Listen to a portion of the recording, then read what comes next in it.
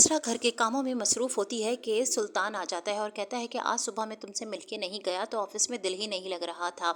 असरा कहती है आप लंच का बता दीजिए, मैं लंच रेडी कर लेती हूँ। उस पे सुल्तान कहता है कि आज मैं तुम्हें बाहर वीआईपी लंच पे लेकर जाऊँगा। तुम क्या समझती हो, बस तुम ही मुझसे मोहब्बत करती हो, मैं भी तुमसे बहुत मोहब्बत करता हूँ।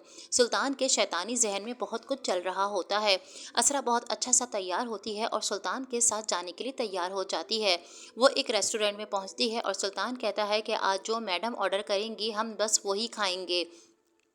असरा को सुल्तान का ये रवैया बिल्कुल भी समझ नहीं आ रहा होता है। सुल्तान बातों बातों में असरा से पूछना शुरू करता है कि क्या तुम्हारा कोई आइडियल था या तुम किसी को पसंद करती थी। असरा कहती है नहीं, बस आप ही पसंद आए और मैंने आप ही को प्रपोज कर दिया। उस पे सुल्तान बातों बातों में उससे असरार का नाम पूछता है। वो कहती है कि हाँ, एक शख्स था जिसने मुझे कहा था कि आप मेरी आइडियल हैं। ये सुनते ही सुल्तान के आग लग जाती है। असरा बताती है कि उनका रिश्ता आया था लेकिन मुझे वो पसंद नहीं आए थे। सुल्तान उसकी ये सारी बातें सुनकर आग बगूला हो जाता है और रेस्टोरेंट से बगैर खाना खाए बाहर निकल जाता है। गाड़ी में सुल्तान असरा पर गंदे इल्जामात लगाना शुरू कर देता है कि तुम मेरे पीठ पीछे उस लड़के से मिलती रही हो, मॉल में भी तुम उससे मिली थी और तुम्हारे पर इसीलिए निकले हुए हैं। सुल्तान की असरा कोई बात नहीं सुनता और असरा के ऊपर दरवाज़ा बंद कर देता है और कमरे में चला जाता है। असरा लॉन में बैठी रो रही होती है तो मशल कहती है कि तुम बेवकूफ़ हो जो उसकी बातों में आ रही हो। छोड़ो, खुद ही उसका मुंह ठीक हो जाएगा जब तुम्हें पता है कि तुम्हारा इसरार से कोई राब्ता नहीं है। नौफल बार बार मैसेज कर रहा होता है सुल्तान को, लेकिन सुल्तान उसके किसी भी मैसेज का कोई रिप्लाई नहीं कर रहा होता क्योंकि नौफल उसे हर तरह से फंसाने की कोशिश में लगा हुआ है। जब असरार और असरा के बारे में सुल्तान जानता है तो सुल्तान असरा पर गंदे इल्ज़ामात लगाना शुरू कर देता है और कहता है कि मेरी मोहब्बत में तो कोई और भी शराकतदार है, मुझे तो ये बात पता ही नहीं थी। असरार का शक्ल देखने के लिए सुल्तान उसकी फेसबुक आईडी खोलता है। उस पे असरा कहती है कि मुझे नहीं पता, आखिर आप मुझसे उल्टे सीधे सवालात क्यों कर रहे हैं। सुल्तान कहता है कि तुम मुझे जवाब दे हो अपनी तमाम तर हरकतों की कि तुम मेरे पीठ पीछे क्या करती रही हो। असरा कहती है कि आप मुझसे इस तरीके से बात ना करें। उस पे सुल्तान कहता है तुम जाओ और मेरे लिए नाश्ता रेडी करो। नाश्ता करते हुए इतने में सरवर भाई की कॉल आ जाती है और वो कहती हैं कि आज डिनर है और आप सब हमारे घर आइएगा।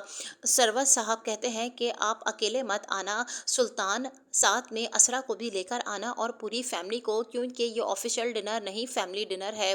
सुल्तान कहता है असरा से कि तुम अच्छी सी तैयार हो जाना, हम लोग शाम में सरवर भाई के डिनर पर चलेंगे। असरा ये सुनकर खुश हो जाती है और शाम की तैयारी करने लगती है। जब वो डिनर पर पहुंचती है तो वहाँ असरार भी मौजूद होता है। सरवर साहब अपने नए प्रोजेक्ट के बारे में आए हुए तमाम मेहमानों को बताते हैं।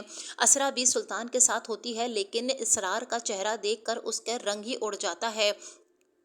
अलीज़े और सरवर अपनी नई कंपनी के इफ्तिताह पर बहुत ही ज़्यादा खुश होते हैं लेकिन असरा के चेहरे पर हवाइयाँ उड़ी हुई होती हैं और असरा बार बार इसरार को देख रही होती है।